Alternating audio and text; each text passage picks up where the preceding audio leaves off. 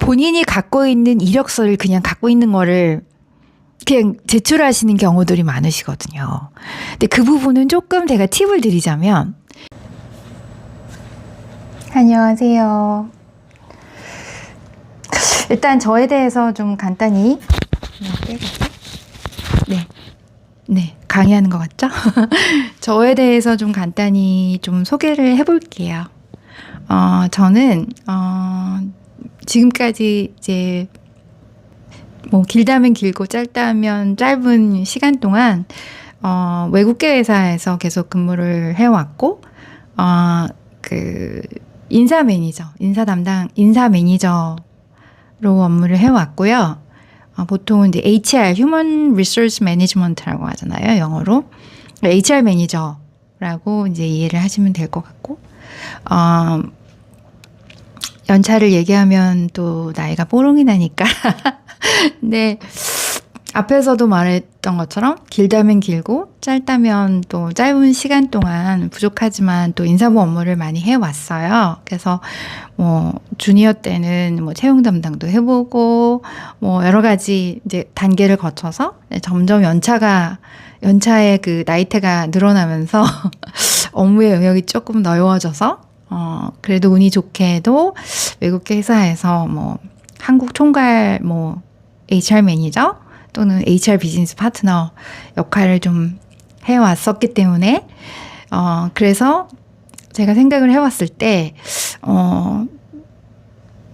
그래도 그런 부분에 대해서 조금 많이 알고 있지 않나. 그래서 혹시 그 외국계 회사에 이직을 원하거나 입사를 원하는 뭐 사회 초년생이 있다거나 뭐 아니면 이직을 원하는 국내 회사에서만 근무를 하셨던 분들이 계시다면 그래도 현직 한국 인사 그래도 총괄 매니징을 하는 사람이 한테 궁금한 부분들이 분명히 있지 않을까라는 생각이 들어서 또 제가 아는 게 그런 것밖에 없기 때문에 한번 동영상을 찍어보기로 했습니다. 근데 사실 조금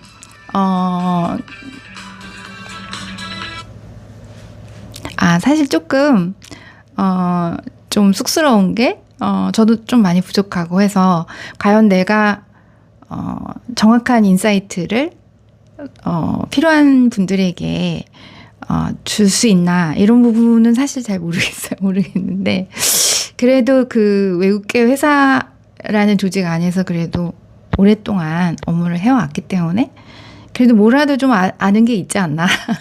그래서 그 뭐라도라는 내용이 혹시 도움이 될 수 있는 그런 분들이 계시다면 또 즐겁게 나누면 어떨까라는 생각으로 동영상을 촬영을 하게 됐습니다. 저는 외국계 회사에서 첫 회사로 시작을 했고 의도하지는 않았는데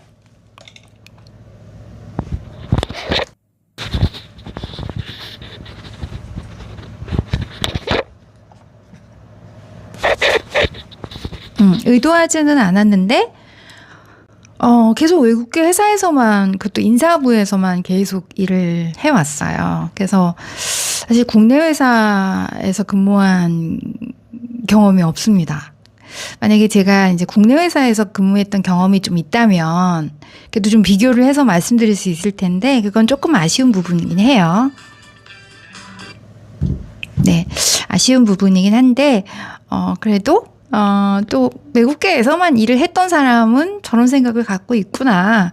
또 이런 시선에서 봤을 때는 좀 그래도 도움이 되는 부분이 있지 않을까. 해서 마이크를 한번 들어봤습니다.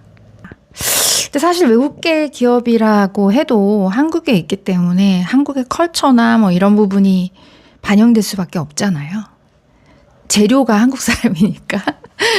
그래서 아무리 이제 외국계 회사의 어떤 그 글로벌의 컬처나 뭐 이런 부분을 뭐 글로벌 뭐 저희는 인사부 HR이라고 부르잖아요. 그래서 HR에 뭐 드라이브하는 뭐 컬처나 뭐 프로그램이나 이런 거를 글로벌 기준에 이제 준하게 저희가 이제 운영을 하겠지만 그래도 그 재료가 한국 사람이다 보니까 무시 못하는 저의 또 그 수직 그 뭐 하이라키라고 하죠. 그런 또 군대식 문화나 이런 그런 컬처가 아예 배제가 될 수는 없습니다. 다만 그거를 이제 최소화하고 글로벌에서 생각하는 가장 이상적인 뭐 영어로 뭐 workplace culture라고 하죠. 그런 거를 좀 드라이브 하기 위해서 각 컨트리들의 어떤 그런 부분을 조금 저해한다고 생각하는 요소를 좀 이렇게 최소화하는 그런 노력을 하긴 하지만 말씀드린 것처럼 저희가 한국 땅에서 한국 사람들을 데리고 비즈니스를 하기 때문에 그런 부분들이 아예 반영이 되지 않아서 완전히 무슨 뭐 헤드쿼터처럼 미국이나 막 유럽이나 이런 회사들하고 똑같은 어떤 컬처를 가지고 있다라고 말하기는 좀 어려움이 있겠지만 그래도 회사가 그만큼 노력을 하고 많은 또 프로그램이 잘 셋업이 됐기 때문에 같은 재료지만 또 요리사가 어떤 흑백 요리사처럼 어떤 요리사가 또 요리를 하느냐에 따라서 결과물이 상당히 달라질 수가 있잖아요. 그래서 그런 걸로 인해서 다름은 확실히 있는 것 같습니다. 흔히 또 국내 기업에서 굉장히 오래 근무하신 분들은 또 외국계 기업에 대한 어떤 그 환상이라고 할까요? 기대치? 뭐 이런 걸 갖고 계시기 때문에 외국계 회사로 이직하는 거를 조금 꿈꾸시는 원하시는 이런 분들이 좀 다수 계신 것 같아요. 그래서 특히 이제 요즘 MZ세대나 이런 분들은 국내 특히 대기업이나 이런 데는 확실히 글로벌화가 되어 있기 때문에 사실 삼성이나 뭐 굉장히 저희 뭐 현대 뭐 굉장히 큰 유수한 대기업들이 있잖아요. 국내에. 잠시만요. 그래서 옛날하고는 좀 다르게 확실히 많이 달라졌다는 얘기는 많이 듣거든요. 굉장히 좀 특히 이제 외국계 회사 하고 비교를 했을 때도 뒤처지지 않을 정도의 그런 시스템이 잘 갖춰져 있다라는 얘기는 많이 듣곤 하는데 아무리 그래도 컬처라는 것 자체가 워낙 또 변화하기가 쉽지가 않기 때문에 그런 부분에서는 그래도 좀 다름은 있는 것 같아요. 무슨 얘기하다가 이쪽으로 왔지? 예, 그래서 그 국내 회사에 좀 있으셨던 분들은 외국계 회사의 다름을 기대를 하고 이직을 하시는 거를 많이 좀 기대하시는 분들도 많이 있다고, 원하시는 분들이 많이 있다고 얘기를 들었고요. 실질적으로도 제가 또 같이 굉장히 가깝게 일을 하셨던 분도 외국 국내 대기업에서 한 15년 정도 근무하시다가 이제 오신 분이 계셨어요. 그래서 그분은 아예 업무 자체를 저랑은 완전 반대죠. 그분은 국내 기업에서 완전히 뼈가 굵으신 분이고 첫 회사부터 줄곧 이제 국내 회사에 계셨기 때문에 또 국내 회사는 이렇게 외국 회사처럼 이렇게 이직을 자주 안 하시잖아요. 그래서 그분도 한 회사에 입사를 하셔가지고 거의 15년을 줄기차게 이제 업무를 하셨던 분이라서 그 외국계 회사에 대한 어떤 그런 좀 기대치? 그런 걸 가지고 입사를 하셨던 분도 계셨고. 제가 궁금해서 물어봤죠. 기대하셨던 거하고 많이 부합이 되는지. 외국계 회사에 오셨는데 문화나 여러 가지 이제 업무 운영하는 방식이나 이런 부분에서 많이 다름이 있는지를 이제 질문을 드렸을 때 확실히 다름은 있다고 말씀을 하셨어요. 컬처도 굉장히 많이 다르고. 근데 뭐가 더 낫다라고 비교하기가 좀 애매한 것이 또 국내 회사에 또 갖고 있는 장점이 있고 또 외국계 회사가 갖고 있는 장점과 단점이 다 있기 때문에 뭐가 더 낫다라고 말하기는 좀 애매하고요. 다만 각 개개인의 성향이나 이런 걸 봤을 때 어떤 컬처, 어떤 조직 문화에 더 편하다, 더 내가 더 맞는 것 같다라고 생각하는 아마 그 차이가 아닐까라고 생각을 합니다. 그래서 확실히 다름이 있다라는 피드백을 많이 들었고 근데 불편한 부분도 있다. 예를 들어서 조직 안에서 이렇게 차곡차곡 이런 계층 안에서 근무를 하셨던 분들은 또 그게 굉장히 또 일이 돌아가려면 이제 그런 차곡차곡 이게 있어야 된다라고 생각하는 그게 있기 때문에 특히 외국계 회사 같은 경우는 이 뭐라고 하죠? 이 조직의 레이어가 저희는 이제 린하다고 하거든요. 얇다? 그러니까 뭐 국내 회사 같은 경우는 뭐 입사해서 사원, 뭐 대리, 뭐 쭉쭉쭉 있잖아요. 근데 이제 외국계 회사는 보통 대부분 그냥 그 매니저가 있으면 이 매니저가 다 그냥 원투원으로 그 직접 매니징을 하거든요. 그래서 그 위에 이렇게 한 팀에 있을 때 그 조직이 아니라 한 팀에 있으면 보통 그 팀에 헤드가 있으면 그 헤드가 보통 다 원투원으로 다 매니징을 직접 합니다. 피플 매니징을 직접 하기 때문에 사실 장점이라고 보면 그 체계 그 수직적인 그 하이라키가 확실히 적죠. 예. 그런데 이제 단점이라고 한다면 그 모든 그 피플들을 다 매니징을 하셔야 되는 피플 매니저의 입장에서는 굉장히 좀 업무로드가 걸릴 수가 있다. 근데 직원의 입장에서는 제가 볼 때는 장점이 아닐까. 왜냐하면 그 전에는 단계를 거쳐가야 되는 것이 이제는 그냥 바로 나의 디렉 매니저가 이 팀의 헤드잖아요. 그러니까 커뮤니케이션이나 여러 가지 이제 면에서 훨씬 더 그 효율적이지 않을까? 라는 생각이 좀 개인적으로 듭니다. 네. 좀 돌아서 왔는데. 그래서 오늘 그런 이유로 동영상을 찍게 됐고요. 앞으로 만약에 뭐 댓글로 궁금하신 사항이나 이런 걸 알려주시면 제가 아는 한도 내에서 또 추가적으로 동영상을 줄기차게 찍어보도록 하겠습니다. 저는 사실 개인적으로는 제가 계속 그 외국계 회사에서만 업무를 해왔고 단 한 번도 이제 국내 소위 말하는 그 수직적인 어떤 컬처를 갖고 있는 조직에서는 일을 안 해봤기 때문에 제가 그런 조직에 잘 맞나? 뭐 이런 것도 사실 저는 잘 몰랐는데 지금까지 제가 업무를 해왔을 때는 제 성향이나 이런 뭐 틀에 박힌 정형적인 이런 걸 별로 좋아하지 않은 제 성향이나 이런 거 봤을 때는 외국계 회사가 저는 좀 맞았던 것 같아요. 네, 그런 면이 있습니다. 자, 그래서 한 가지 팁을 드리자면 만약에 당신이 외국계 회사에 입사 또는 외국계 회사로의 그 이직을 원하신다면 그 몇 가지 좀 제가 도움을 드릴 수 있는 부분은 있을 것 같아요. 첫 번째, 일단 뭐 너무 당연하겠지만 영어는 완전히 필수입니다.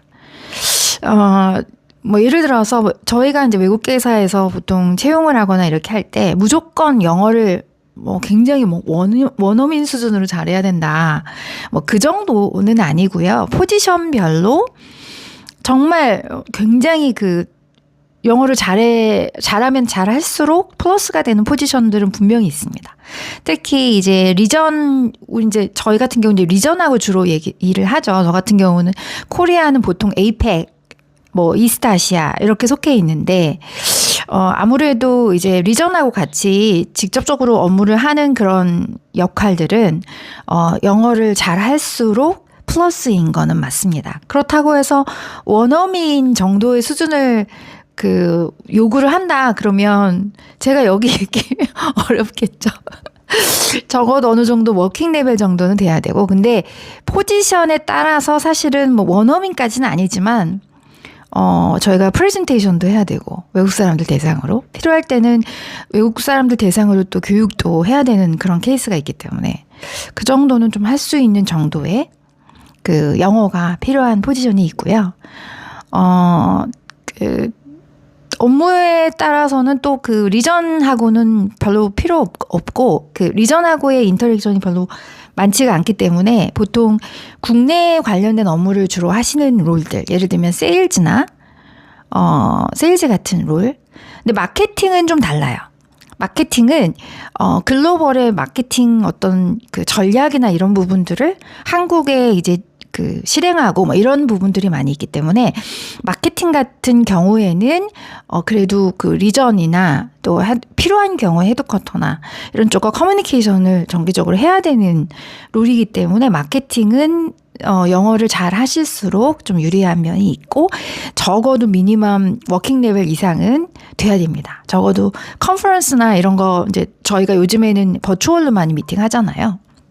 그래서 컨퍼런스나 뭐 이런 거 관련해서 뭐 이해하는 거는 당연히 필요하고 뭐 예를 들어 코리아 관련해서 뭔가 업데이트를 해줘야 되는가 뭔가 그 코리아 스페시픽하게 그 프로젝트를 할 때 프로젝트 그 리딩하는 분한테 한국의 사정은 이래 이런 걸 알려줘야 된다거나 뭐 이런 부분을 분명히 커뮤니케이션이 가능해야 되기 때문에 그런 글로벌 커뮤니케이션은 가능해야 됩니다. 근데 말씀드린 것처럼 로컬 스페시픽하게 예를 들면 세일즈 뭐 국내 시장만 드라이브를 하신다던가 아니면 기타 그런 롤들은 상대적으로 영어가 그렇게 많이 필요하진 않습니다. 근데 다만 저는 이제 인사 담당자로서는 외국계 회사에 그 입사를 원하시는 분들에게는 그래도 영어를 좀 잘하실 수 있도록 많이 좀 준비를 하시는 거를 제안을 드려요. 입사를 하고 나서도 계속 공부를 하셔도 돼요. 근데 그 이유는 그 외국계 회사는 특히 저희는 이제 그 오픈 포지션에 대한 그 기회가 굉장히 많거든요. 내부적으로. 뭐 회사마다 다를 수는 있는데 포지션별로 그 인터널하게 이제 인터내셔널 무브가 굉장히 많은 회사들이 있어요. 그런 게 허용이 되는 회사들. 그래서 저희 같은 경우는 이제 인터널하게 저희가 쓰는 회사 그 웹사이트를 들어가면 거기에 오픈 포지션이 다 뜨거든요. 전 세계에 있는 오픈 포지션이. 그래서 실질적으로는 그 성공적으로 뭐 예를 들면 다른 뭐 미국이나 유럽이나 그 좋은 기회가 돼서 오픈 포지션이 오픈이 됐을 때 거기에 직접 사이트에서 직원들이 어플라이를 할 수가 있어요. 그러면 그 좋은 조건으로 이제 그 외국에 나가서 또 일을 하실 수 있는 기회들이 있는데 그런 기회를 잡기 위해서는 가장 처음에 준비가 되어야 되는 것은 글로벌 커뮤니케이션, 즉 영어에 대한 능력입니다. 그리고 한국에서 또 리전하고 일을 하는 것과 실질적으로 그 외국에 나가서 현지에서 또 일을 하시는 것은 또 영어에 대한 그 니즈는 확실히 또 다를 거라고 생각을 하기 때문에 외국계 회사에 이직을 꿈꾸시는 분들은 영어는 잘할수록 유리하다라고 생각하시면 될 것 같아요. 그래서 덜 영어에 대한 니즈가 있는 포지션인 경우에는 사실 입사를 할 정도, 기본적으로 워킹 레벨 정도의 영어 실력이 되시면은 입사를 하실 수 있는데 들어오셔도 영어 공부하시는 거는 손 놓지 마시고 그럼 언제든 그 노력에 대한 부분은 분명히 그 보답이 있다. 그런 기회는 굉장히 많은 게 또 외국계 회사의 장점이다라고 이해하시면 좋을 것 같아요. 그 정도 말씀드리면 될 것 같고 영어에 대한 거는 그다음에 이제 만약에 외국계 회사에 인터뷰를 준비하시는 분들이 있으실 수 있거든요. 뭐 이거는 외국계 회사만이 아니라 국내 회사도 마찬가지일 거예요. 마찬가지일 건데 그 이제 제가 경험한 부분만 말씀을 드렸을 때 인사 담당자로서 저희가 이제 포지션이 오픈이 되면 JD라는 게 만들어집니다. 잡 디스크립션이라고 해서 그 해당 오픈된 포지션이 어떤 잡이고 어떤 일을 할 사람을 찾고 있고 우리가 생각하는 기대되는 역량이나 뭐 경험이나 이런 거를 이제 간략히 그 정리를 해놓은 문서고요. 보통 포지션이 오픈이 되고 됐을 때는 저희가 이제 예를 들어 외국계 회사 같은 경우는 링크드인 많이 쓰고 피플앤잡이라는 그 사이트가 있어요. 구직 사이트, 구인 구직 사이트 거기를 좀 많이 씁니다. 그리고 잡코리아 뭐 사람이 굉장히 많잖아요. 그런 부분도 같이 이제 포스팅을 하게 되는데 저희가 잡 포스팅을 할 때 거기 어떤 잡입니다라고 설명이 되잖아요. 그 내용이 잡 디스크립션 JD에 있는 내용을 그대로 저희가 쓴다라고 이해하시면 되겠어요. 그리고 저희가 이제 에이전시도 많이 써요. 서치펌도 많이 씁니다. 그래서 그런 채용 대행 회사라고 하죠. 그런 회사들을 많이 쓰는데 그 회사들에 저희가 A라는 포지션이 오픈이 됐으니 사람을 좀 찾아주십시오라고 요청을 할 때 제일 먼저 저희가 전달하는 게 바로 JD, 잡 디스크리션입니다. 그래서 후보자분들은 뭐 잡 포스팅을 통해서나 또는 에이전시를 통해서 이 JD를 전달을 받게 되는데 보통은 본인이 갖고 있는 이력서를 그냥 갖고 있는 거를 그냥 제출하시는 경우들이 많으시거든요. 근데 그 부분은 조금 제가 팁을 드리자면, 특히 이제 인사 담당자로서 또는 뭐 채용 담당자의 입장에서 저희가 서류가 들어오면 1차 서류 전형을 거쳐요. 서류 스크리닝을 하게 되는데, 많게는 뭐 굉장히 몇십 명, 뭐 적게는 뭐 그래도 10명? 뭐 이 정도 이상의 후보자 이력서가 들어오게 되면 그거를 다 일일이 읽을 수 있는 시간이 없어요, 솔직하게. 그렇지만 우리가 그렇다고 인터뷰를 진행해야 되는데 허투루 전형을 할 수는 없잖아요, 서류 전형을. 그래서 저희가 볼 때는 쭉 이력 내용을 보면서 우리가 찾고 있는 JD 기준으로 해서 쭉 해당되는 유사한 잡을 한 경험이 있는지 그런 부분들을 봅니다. 그래서 키워드가 있거나 그런 부분들이 이력서에 잘 부각이 돼 있으면 아무래도 한눈에 잘 띄겠죠, 이분이. 그래서 그렇게 해서 서류 전형을 거치는 부분들이 굉장히 다수가 있기 때문에 정독을 해가지고 막 이분을 이해하기 위한 이런 노력하지 않습니다. 할 수가 없어요, 실질적으로. 그래서 제가 제안 드리는 거는 JD를 받으시거나 잡 포스팅을 보시면 난 이런 업무를 하고 이런 사람을 찾습니다라는 내용이 있잖아요.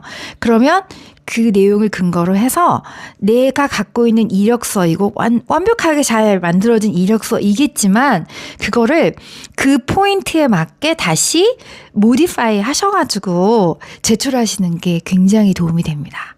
그래서 중요한 부분은 볼드체로 좀 한다던가 아니면 중요한 부분을 업무에 대한 설명을 하잖아요. 그걸 할 때 그 내용을 좀 중요하고 JD에 있는 내용에 있는 잡을 내가 하고 있다라고 하면 그 내용이 조금 먼저 올라가 있도록 하는 것도 하나의 팁이고요. 아니면은 이건 진짜 중요한 팁인데 이력서 헤드에 이력서 시작할 때 보면 몇 년부터 몇 년까지 무슨 회사 쭉 쓰시잖아요.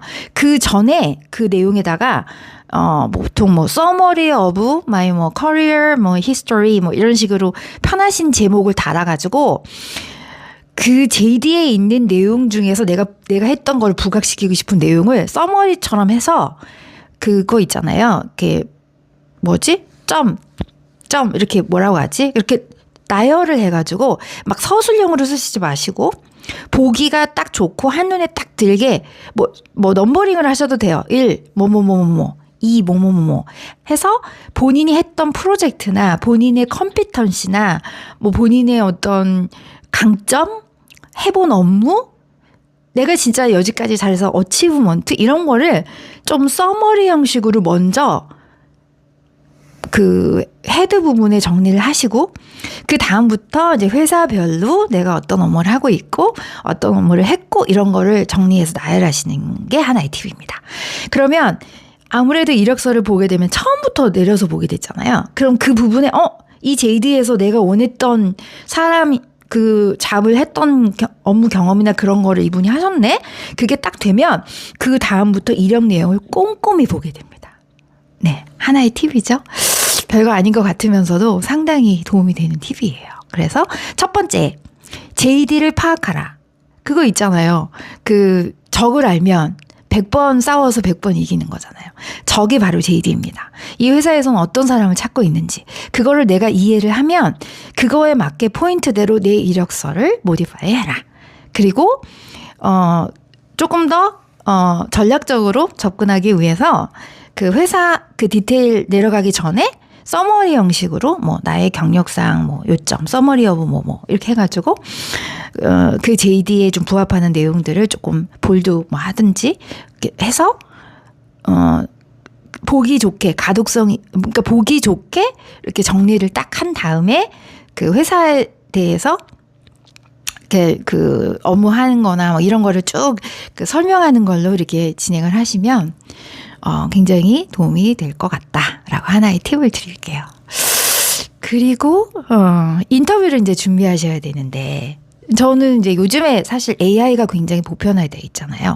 저도 이제 업무에 AI를 좀 많이 쓰는 사람 중에 한 명인데 인터뷰 준비를 하실 때 그 JD 문서로 받으셨거나 아니면 그 잡 포스팅에서 그 업무에 대한 내용, 잡 디스크립션에 대한 내용만 쭉 긁으셔가지고 그거를 AI에 첨부를 딱 하신 다음에 이 본 포지션에 대해서 내가 지금 지원을 하고 있어. 그리고 예를 들어서 이제 인터뷰 하면은 그 채용 담당자가 네, 인터뷰어는 누굽니다라고 미리 알려주잖아요. 인사 매니저입니다. 채용 담당자입니다. 아니면 하이어링 매니저입니다. 하이어링 매니저하고 인사 매니저는 다르거든요. 인사 매니저는 말 그대로 휴먼 리소스 매니징을 하는 사람이고 그 HR 관련해서 그 HR 펑션을 매니징하는 사람이고 하이어링 매니저는 각 팀에 이 사람을 채용하는 사람이에요. 즉 나중에 입사를 하게 되면 나의 직속 상사가 되시는 분, 디렉 매니저가 되시는 분이 하이어링 매니저거든요. 그래서 인터뷰어가 누구다라고 채용 담당자가 얘기해 주는 경우도 있고 아니면 얘기 안 해주면 물어보셔도 얘기를 해 주실 거예요. 그러면 그 AI에다가 GPT나 또는 제미나이 많이 쓰시잖아요.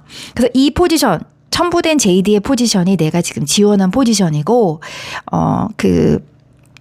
내가 지원한 포지션이고, 잡 타이틀은 이거야.